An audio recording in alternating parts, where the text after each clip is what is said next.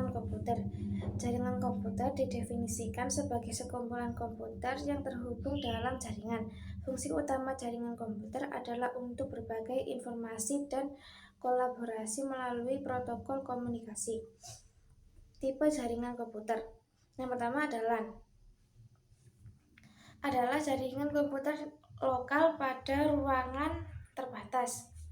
Yang kedua ada CAN adalah jaringan komputer yang terbatas pada perusahaan tertentu. Yang ketiga ada MAN adalah jaringan komputer pada area metropolitan. Yang keempat ada WAN adalah jaringan komputer yang lebih luas dari metropolitan.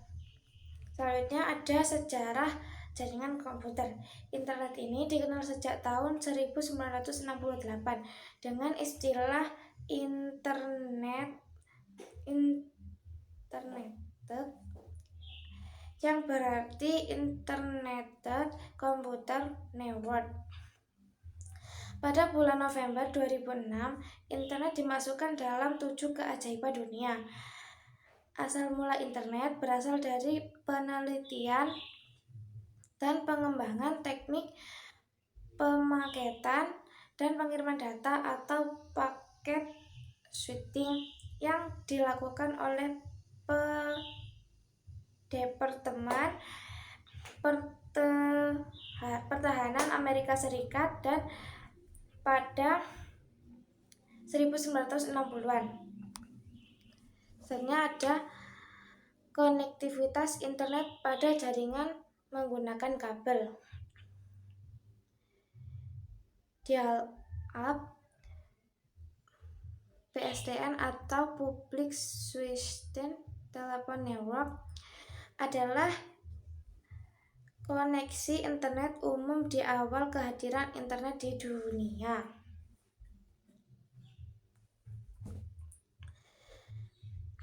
Yang kedua adalah LAN atau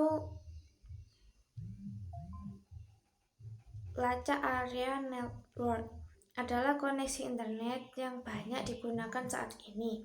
Selanjutnya ada keamanan jaringan komputer. Alasan pengaturan keamanan. Yang pertama, melindungi data sensitif. Yang kedua, mencegah serangan cyber. Yang ketiga, menjaga privasi. Yang keempat, meningkatkan kepercayaan. Yang kelima, memenuhi peraturan. Selanjutnya ada langkah mengatur keamanan. Yang pertama menggunakan firewall. Yang kedua ada otorisasi dan autentikasi. Yang ketiga ada kota sandi yang kuat dan unik. Yang keempat perangkat lunak menunjang. Macam kejahatan cyber atau hacker. Yang pertama ada phishing, yaitu penipuan yang dilakukan dengan cara mengirim pesan atau mengirim link palsu untuk mengambil data pribadi korban. Contohnya, kejahatan dengan metode ini memang kerap menggunakan link palsu yang mengatasnamakan lembaga, badan, atau perusahaan tertentu.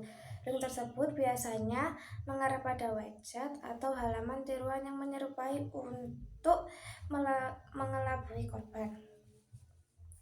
Yang kedua ada cracking, yaitu perantas sistem komputer untuk mendapatkan akses ke data jaringan atau software.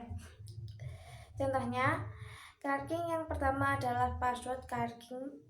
Ini adalah tindakan mendapatkan password dari data yang tersimpan. Yang ketiga ada coding, yaitu pencurian data atau kredit atau debit untuk melalui transaksi belanja online. Contohnya, kejahatan coding bisa dilakukan dengan menggunakan data pribadi atau kartu kredit atau kartu debit orang lain untuk melakukan transaksi di e-commerce atau aplikasi online merchant.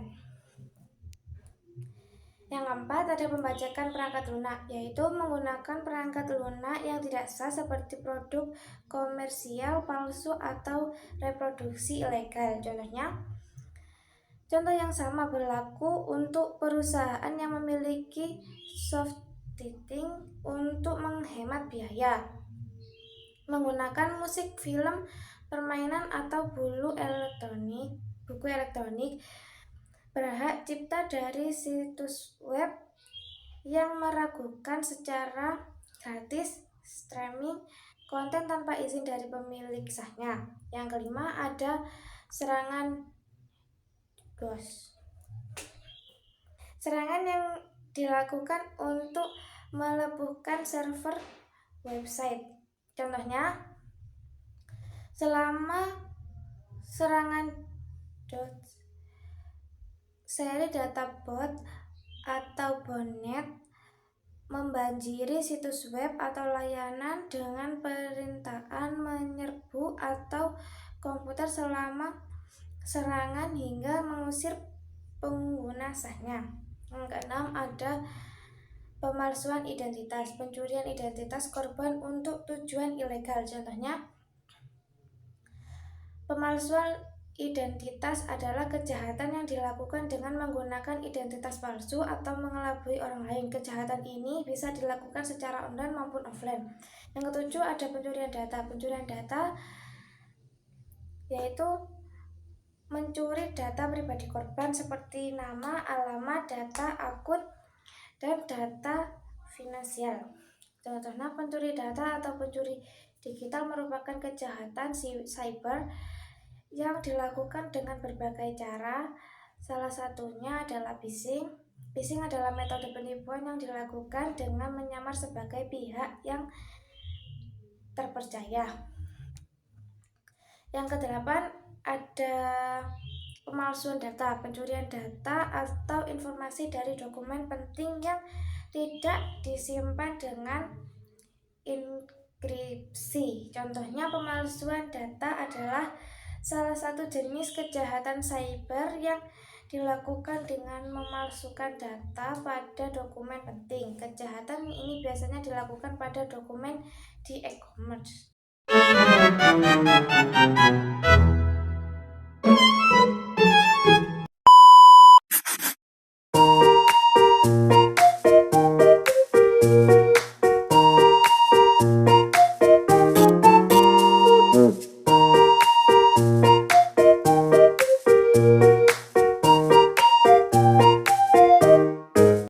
Informasi sistem keamanan digital. Apa itu keamanan informasi? Keamanan informasi terdiri dari dua kata, yaitu keamanan dan informasi. Keamanan secara fisik dapat dianalogikan dengan perlindungan sebuah gedung, seseorang, organisasi, atau negara dari ancaman kejahatan. Keamanan dapat dilakukan melalui objek fisik seperti pagar, dinding, dan kunci. Namun juga bisa dilakukan oleh orang. Proses pengawasan otorisasi seperti yang ditemukan di area tertentu seperti objek penting negara, bandara, dan lain-lain. Informasi adalah hasil pengelolaan data, sedangkan data sendiri berasal dari kata dalam bahasa Latin, yaitu datum yang artinya adalah fakta, keterangan yang benar dan nyata yang dapat diobservasi dan dikumpulkan dari sumber data. Data dapat dijadikan dasar kajian atau analisis atau kesimpulan. Penyaringan konten negatif. Konten negatif di internet adalah jenis konten yang dapat merusak, merugikan, atau memiliki dampak negatif pada pembacanya. Contoh jenis konten negatif: kekerasan fisik dan non-fisik, pelecehan, pencemaran nama baik, dan pelecehan seksual, kebencian dan diskriminasi, konten pornografi, konspirasi dan disinformasi, bullying dan tindakan intimidasi, dan lain-lain. Menyaring konten negatif di dunia digital. Konten negatif yang beredar di internet sangatlah merugikan bagi generasi muda. Untuk menyaring konten negatif di internet dapat digunakan beberapa cara. Di antaranya adalah gunakan perangkat lunak penyaring, aktifkan kontrol orang tua, perbarui perangkat dan aplikasi, pendidikan dan kesadaran, gunakan mesin pencari aman, laporkan konten negatif. Autentikasi 2 langkah. Salah satu mekanisme keamanan digital adalah autentikasi. Autentikasi dilakukan untuk memastikan dan mengkonfirmasi bahwa suatu objek adalah autentikasi atau asli. Autentikasi dapat diterapkan pada beberapa objek seperti situs web, browser, email, dokumen, dan lain-lain. Faktor. Yang pertama, faktor yang diketahui. Ini adalah faktor tradisional seperti kata sandi atau PIN yang diketahui oleh pengguna. Yang kedua, faktor yang dimiliki. Ini melibatkan kepemilikan suatu objek fisik atau informasi seperti token autentikasi, kartu pintar, atau ponsel cerdas. Contoh autentikasi 2 langkah. Yang pertama, pengguna memasukkan kata sandi mereka. Yang kedua, setelah kata sandi diakui, sistem mengirimkan kode verifikasi unik ke ponsel pengguna melalui pesan teks atau aplikasi autentikasi. Yang ketiga, pengguna kemudian memasukkan kode tersebut untuk menyelesaikan autentikasi. Dan ini adalah contoh animasi keamanan.